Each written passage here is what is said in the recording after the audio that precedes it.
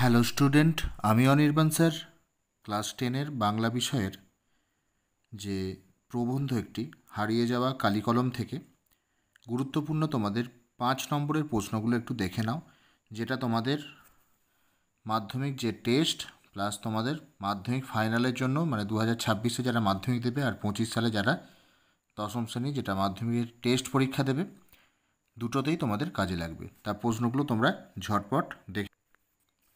প্রথম প্রশ্ন, fountain pen বাংলায় কী নামে পরিচিত? নামটি কার দেওয়া বলে উল্লেখ করা হয়েছে? ফাউন্টেন পেনের জন্ম ইতিহাস লেখো। এটা হচ্ছে 1+1+3।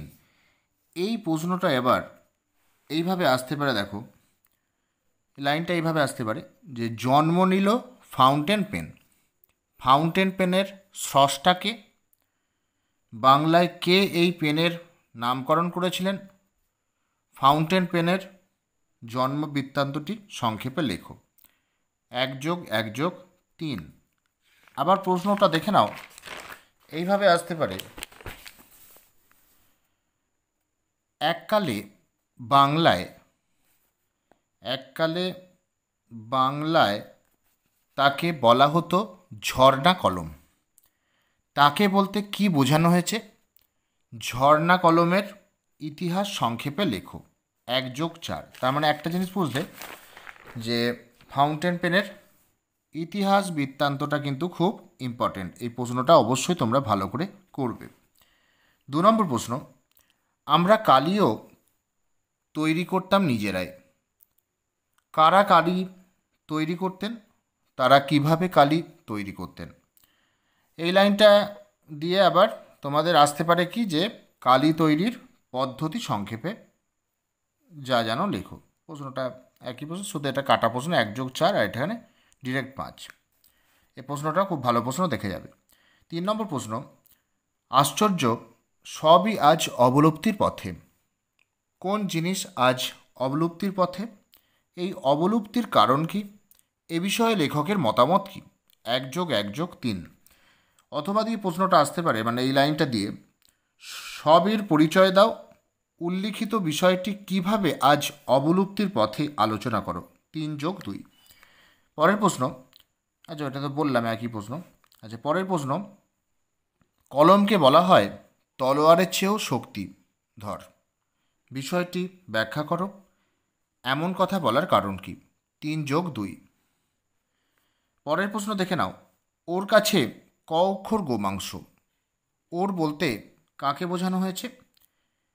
এ কথাটি কার সম্পর্কে প্রযোজ্য? বিষয়টি স্পষ্ট করো। 1+4। পরের প্রশ্ন, সব মিলিয়ে লেখালেখি রীতিমতো ছোটোখাটো একটা অনুষ্ঠান। লেখালেখির ব্যাপারটিকে একটা ছোটোখাটো অনুষ্ঠান বলা হয়েছে কেন? বুঝিয়ে দাও। এটা ডিরেক্ট 5। পরের প্রশ্ন দেখে নাও, তাই নিয়ে আমাদের প্রথম লেখালেখি। লেখকের প্রথম লেখালেখির আয়োজনের পরিচয় দাও। এটাও 5, ডিরেক্ট 5। পরের প্রশ্ন, বিমর্ষ ওয়াটারম্যান মনে মনে প্রতিজ্ঞা করলেন। ওয়াটারম্যান কে? তিনি বিমর্ষ কেন? তার প্রতিজ্ঞার ফল কি হয়েছিল? প্রশ্নটা অথবা দিয়ে আসতে পারে, তার নাম সুইস অ্যাডসন ওয়াটারম্যান, লুইস, তার নাম Lewis Edson Waterman. Lewis Edson Waterman কে? কলমের দুনিয়ায় তার অবদান আলোচনা করো। 1+4। পরের প্রশ্ন, দোয়াত যে কত রকমের হতে পারে না দেখলে বিশ্বাস করা শক্ত। হারিয়ে যাওয়া কালিকলম প্রবন্ধে লেখক শ্রীপান্থ কালির দোয়াতের যে বৈচিত্র্যের কথা লিখেছেন তা আলোচনা করো। এটাও ডিরেক্ট 5-এর প্রশ্ন। পরের প্রশ্ন, আচ্ছা এটা তো একই সব বললাম, ঝর্ণা কলমের যে ব্যাপারটা। আচ্ছা পরের প্রশ্ন, পণ্ডিতেরা বলেন কলমের দুনিয়ায় যা সত্যিকারের বিপ্লব ঘটায় তা ফাউন্টেন পেন। ফাউন্টেন পেন কলমের দুনিয়ায় কিভাবে বিপ্লব ঘটিয়েছিলেন লেখো। এটাও ডিরেক্ট 5।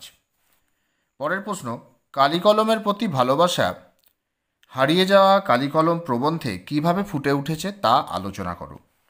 আর আজকে শেষ প্রশ্ন, 14 নম্বর প্রশ্ন, তার মধ্যে তো এটা তিনটে একই টাইপের প্রশ্ন আছে।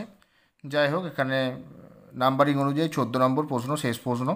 হারিয়ে যাওয়া কালিকলম প্রবন্ধে লেখক কলমের যে অতীত ও বর্তমান রূপের কথা বলেছেন তার সম্পর্কে লেখো। তা এই যে 13 নম্বর আর 14 নম্বর এই দুটো প্রশ্ন, যদি প্রশ্ন তোমাদের টেস্ট বা ফাইনালে কঠিন একটু হয় তাহলে এই দুটো প্রশ্ন আসতে পারে। তা সেই জন্য আমি রেখেছি সব ধরনের প্রশ্নই। তা যাই হোক, এই প্রশ্নগুলো অবশ্যই তোমরা ভালো করে তৈরি করো। আশা করছি তোমাদের এই প্রশ্নগুলো খুব কাজে দেবে। যদি ভিডিওটি ভালো লেগে থাকে অবশ্যই লাইক করো, বন্ধুদের সাথে ভিডিওটি বেশি পরিমাণে শেয়ার করো, কিছু জানতে আমায় অবশ্যই কমেন্ট করে দেবে। আর যারা চ্যানেলে নতুন তারা চ্যানেলটি সাবস্ক্রাইব করো। Thank you.